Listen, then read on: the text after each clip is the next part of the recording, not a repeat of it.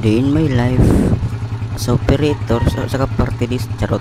A day in my life, yun lang, a day in my life part 16 na ata to, prepare edition.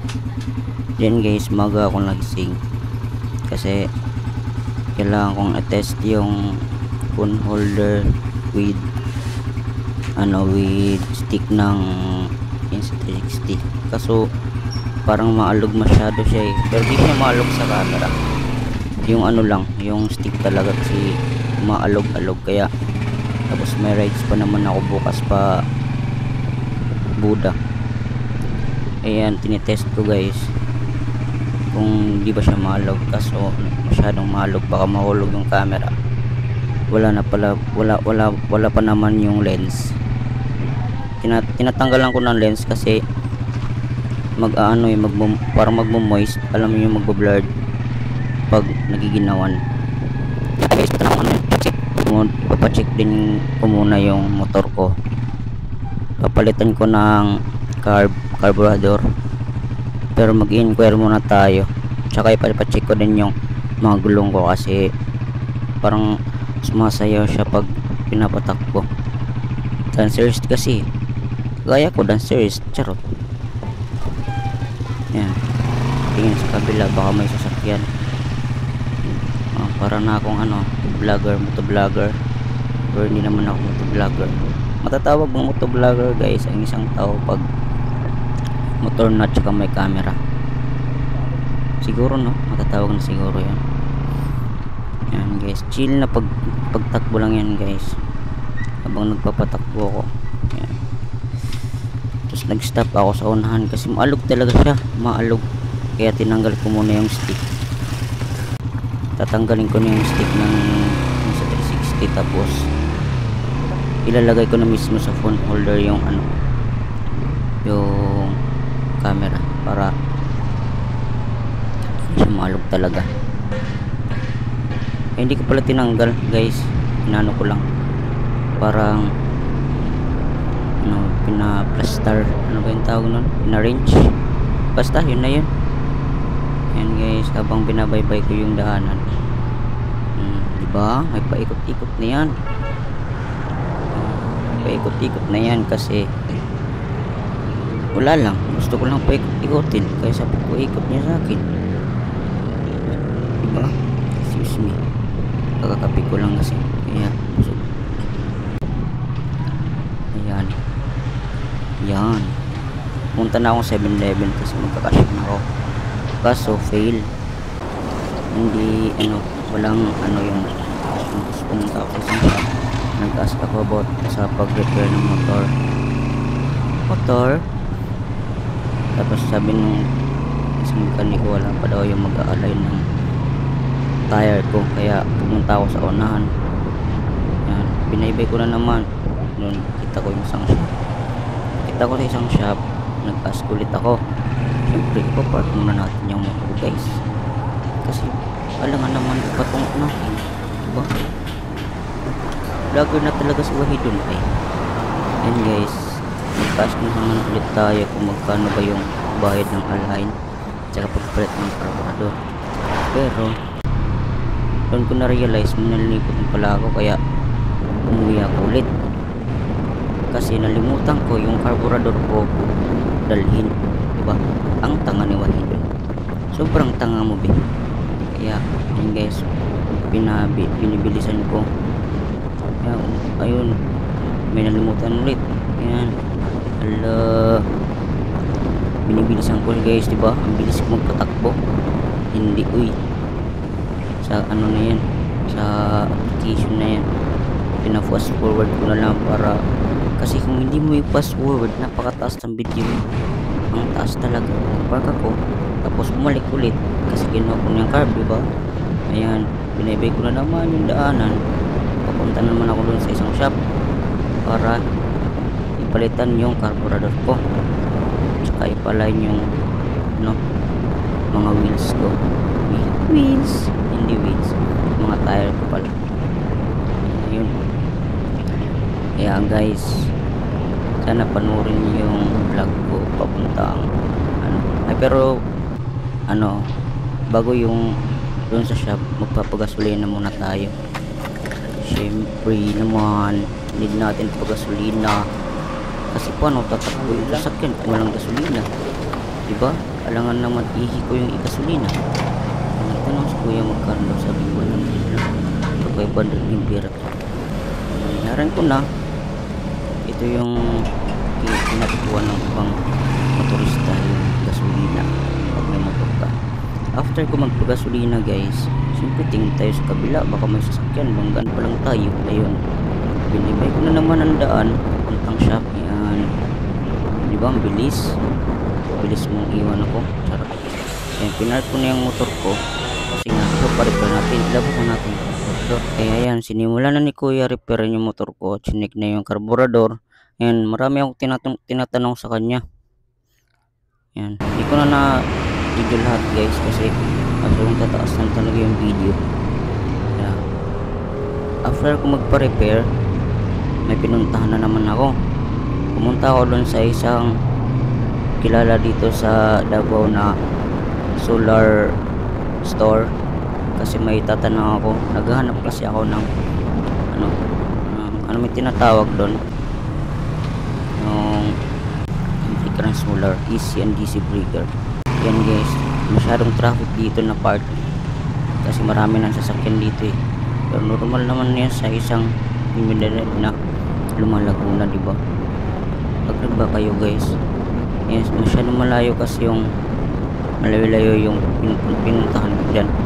Kaya diba ang pugi ng helmet guys, helmet lang yung pugi pero hindi yung gumagamit.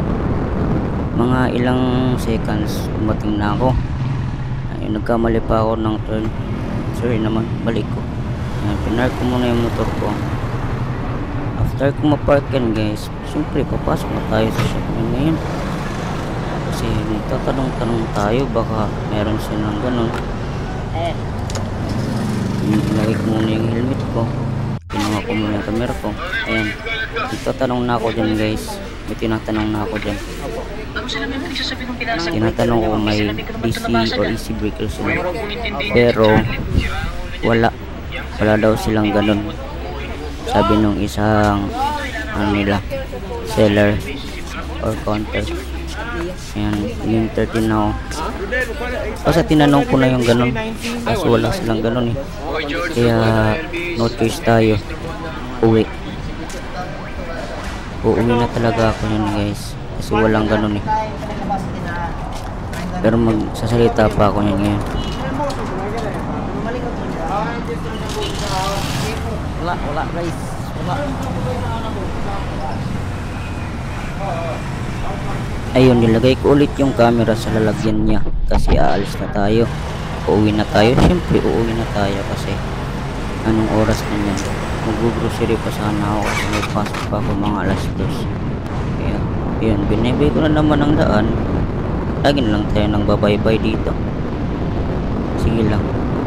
Yan yung mag-ingat kayo palagi sa daan guys. Huwag kayo pag overtake kasi kung nag-overtake kayo lagi, baka may possibilities na madisgrasya pa kayo.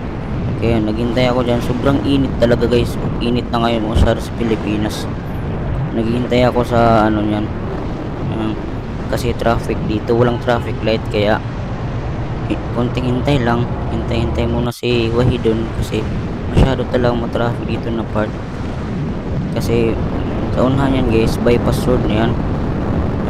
Naisip ko sana mag-grocery pero wag na lang, sunod na ako mag-grocery. Kaya umuwi muna ako.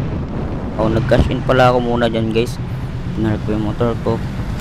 Nag-cash in ako doon sa, hindi na sa 7-Eleven kasi hindi pa okay yung system nila. After mag-cash in, syempre pauwi na tayo nyan. Uuwi na tayo.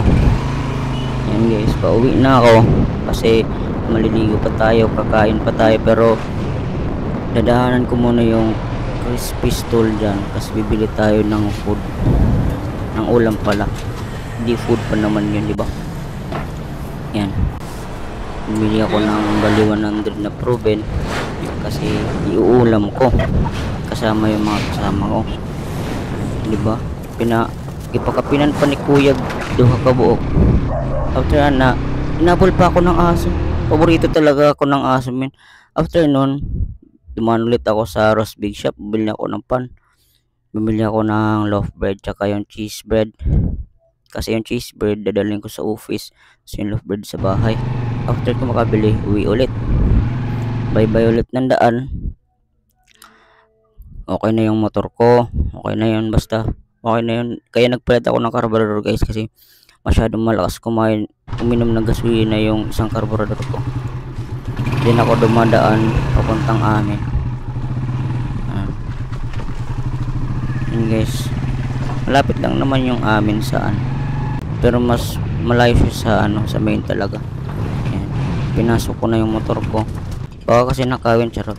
Joke lang yung guys Yan guys, nakaligo na ako, nakakain na ako. Basta mga alaw na yan sobra. Kasi pasok na tayong school. Hindi sa school, sa office, sa trabaho natin guys, kung saan tayo kumukuha ng pera. Yan guys, hindi ko na siya nilagyan ng stick guys, kasi baka mahulog talaga. Mag helmet muna tayo kasi may dakop sa unahan. Start mo na yan. Yan guys, papunta na akong dyan, kaso may nakablock sa daanan ko.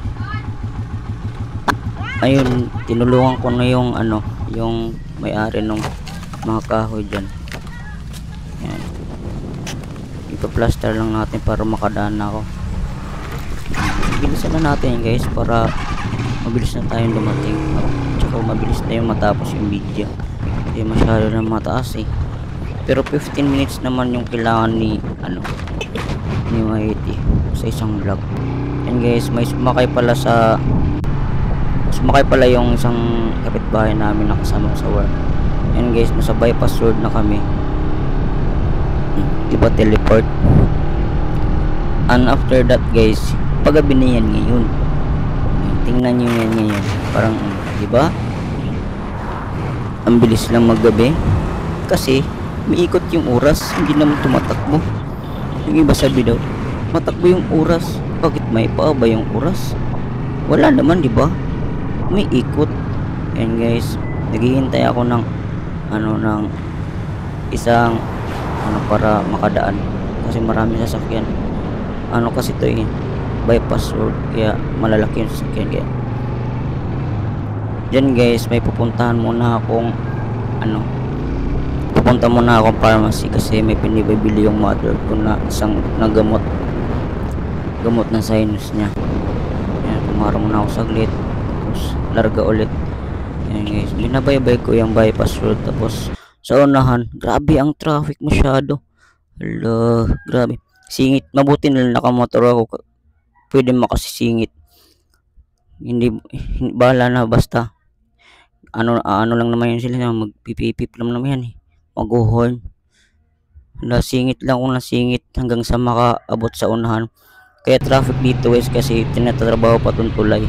Di pa kasi ito tapos pero malapit na ito matapos. Sige lang, konting lang.